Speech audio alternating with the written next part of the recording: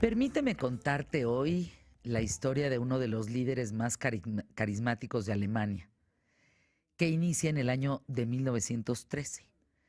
Nadie se imaginaba siquiera que un joven pintor austriaco, pobre, huraño y muy poco agraciado físicamente, sería la mente diabólica que iba a dirigir la guerra más destructiva y sanguinaria hasta nuestros días. Efectivamente, estoy hablando de Adolfo Hitler, hijo de un aduanero. Su infancia transcurre en Linz, su juventud en Viena. La formación escolar que recibe es escasa, más bien autodidacta. Entre 1907 y 1913, sus inclinaciones artísticas y el deseo de convertirse en pintor se ven completamente aniquiladas. A causa de esto, vive como vagabundo en Viena, una ciudad cosmopolita donde la vitalidad intelectual y multicultural pues es algo que no se comprende. Así se gesta en él su antisemitismo y su conversión al nacionalismo germánico. Por una frustración, fíjense. Hitler huye de este imperio austrohúngaro para no prestar servicio militar, se refugia en Múnich, entra al ejército alemán, participa en la Primera Guerra Mundial como soldado entre 1914 y que habrá sido 1918. Es cuando participa como soldado. Tiempo durante el cual, fíjense, refuerza su concepción de que la vida es una lucha constante y brutal. Viene la derrota alemana. Esta derrota sume a Hitler en un desconcierto que solo provoca un rencor irracional. Nada lo puede aliviar. Y en él empieza a crecer un deseo de venganza contra los supuestos enemigos de la nación germana, que se convierte desde entonces en su motor de vida. Es precisamente esa capacidad de odiar lo único que conserva 2 décadas después, cuando se convierte en el líder que todos conocemos. Sí, estas ideas lo llevan a la política en el año de 1919, con un ideario de reacción nacionalista, un marcado rechazo al nuevo régimen demócrata de la República de Weimar, y acusa, por cierto, a este personaje de haber traicionado a Alemania al aceptar las humillantes condiciones de paz con el Tratado de Versalles. No sé si esas se las sabían, pero él dice: Versalles, el Tratado de Versalles, es una humillación para nosotros. De regreso a Múnich, Hitler ingresa en un pequeño partido ultraderechista del que pronto se vuelve el dirigente principal y al que rebautiza como Partido Nacional Socialista de los Trabajadores Alemanes, el cual se declara nacionalista, antisemita, anticomunista, antiliberal, antidemócrata, antipacifista y anticapitalista. Factores que alimentan los temores de la clase media alemana ante esta gran incertidumbre que viven por la posguerra. Llega el año de 1923, Hitler fracasa en un primer intento de tomar el poder desde Múnich, con apoyo de las milicias armadas de Ludendorff. Es detenido, juzgado y encarcelado, aunque desgraciadamente solo pasan 9 meses en la cárcel. Tiempo en la cárcel, por cierto, que aprovecha para escribir, definir, detallar y desarrollar sus ideas políticas extremistas en un libro que tienen que leer, que se llama Mi lucha. Es un libro extraordinario. Si uno lee ese libro, lo deja en la cárcel el resto de sus días, en esa circunstancia. Pero no, con la combinación de la lucha política, resulta que esta lucha que escribe viene el año de 1925. Hitler reconstruye, sale de la cárcel, reconstruye el Partido Nacional Socialista expulsando a sus posibles rivales y se rodea de colaboradores fieles, que aquí empieza ya la bomba de tiempo. Está Goering, Himmler, Goebbels. Viene una crisis económica que arrastra a Alemania desde 1929.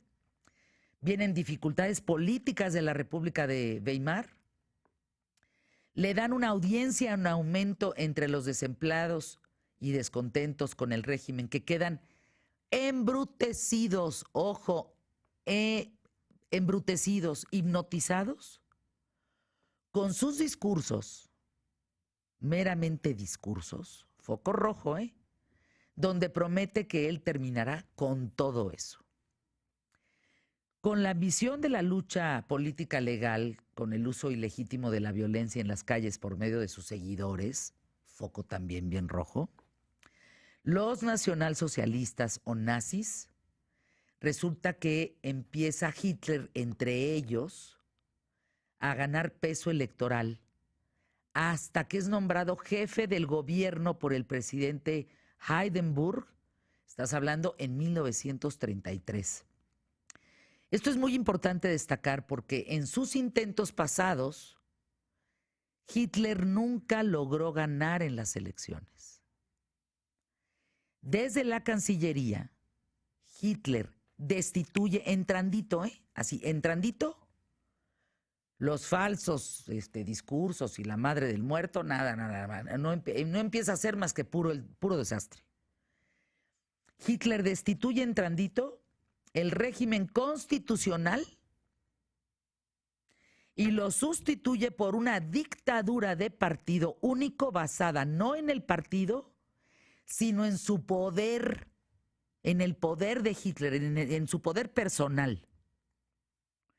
Con esto se inicia el llamado Tercer Reich, que ustedes saben es un régimen totalitario basado en un nacionalismo exacerbado y, ojo, en la exaltación de una superioridad racial sin fundamento científico alguno. Una vez que muere Hindenburg, Hitler se autoproclama Führer o caudillo de Alemania, somete al ejército a un juramento de fidelidad e inicia una represión sangrienta en contra de los disidentes, incluso entre las propias filas nazis, instaura un control policial absoluto de toda la sociedad, de sus seguidores y de no sus seguidores, de toditos, punto, alégale.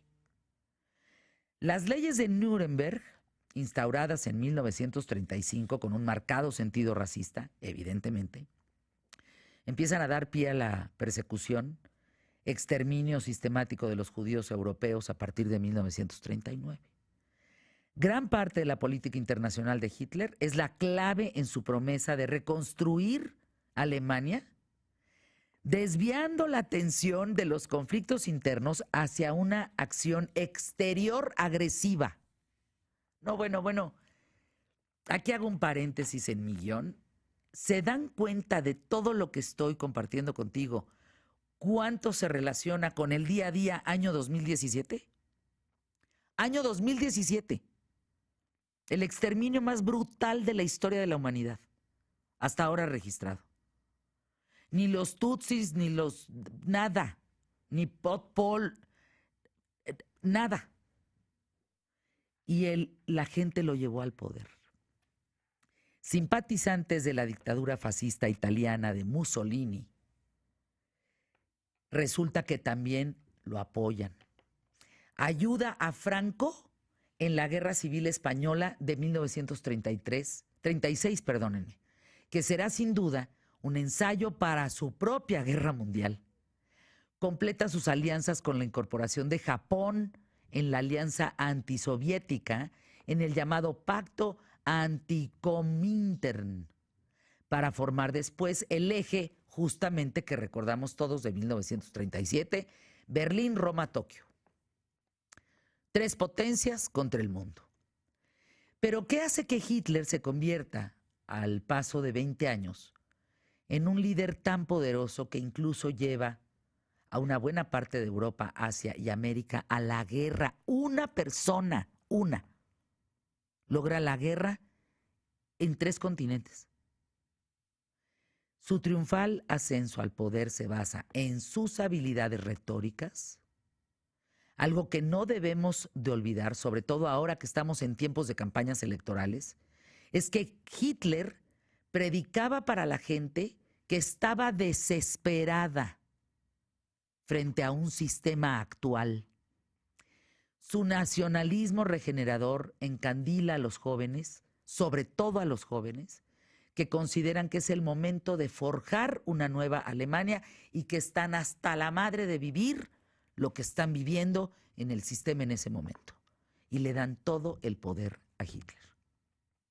El maniqueísmo y aparente seguridad en sí mismo contagia a sus seguidores de confianza, de mucha agresividad contra los que no están de acuerdo con él, contra los que no piensan que él es la clave del cambio y la salvación de Alemania.